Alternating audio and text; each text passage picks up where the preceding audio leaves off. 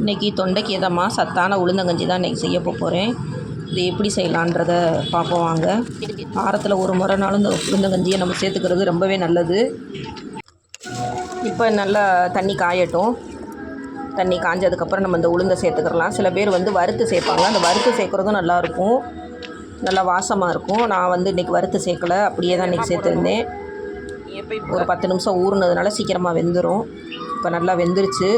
இதில் பார்த்திங்கன்னா சுக்கும் சித்திரத்தையும் தட்டி நம்ம முன்னாலேயே ஒரு முக்காப்பதான் வரும் பார்த்திங்களா, அப்போவுமே நம்ம சேர்த்துக்கிறணும்.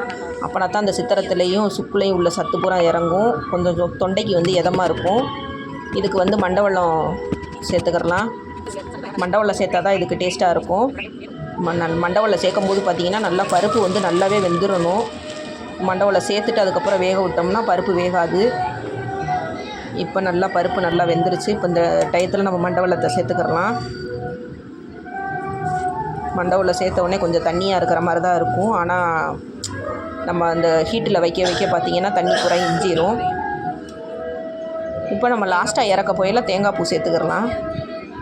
இப்போ சத்தான உளுந்தங்கஞ்சி ரெடி ஆகிடுச்சு. எங்கள் பாப்பா வெயிட் பண்ணிக்கிட்டு இருக்கா, எப்படா இதை வச்சு நமக்கு கொடுப்பாங்க அப்படின்னு சொல்லி. அவளுடைய ஃபேவரட்டு உளுந்தங்கஞ்சி இது.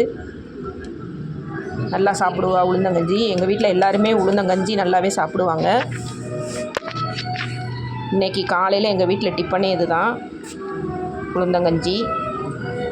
எனக்கு இந்த முதுகு வலி கொஞ்சம் அதிகமாக இருக்கிறதுனால நான் உளுந்து இப்போ கொஞ்சம் அடிக்கடி நிறையாவே சேர்த்துக்கிறேன். என்னுடைய வீடியோ பிடிச்சிருந்தா மறக்காமல் லைக் பண்ணி எனக்கு நிறையா சப்போர்ட் பண்ணுங்கள்.